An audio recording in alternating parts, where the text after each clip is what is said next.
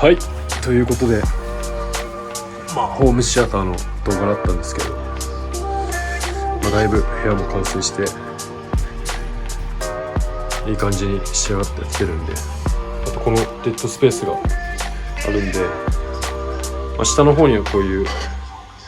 三脚とか置いといて、この上の部分に本棚を作って本を置けるようにしようかなと思ってます。あとはここの端っこに観葉植物を探してるんですけど、なかなか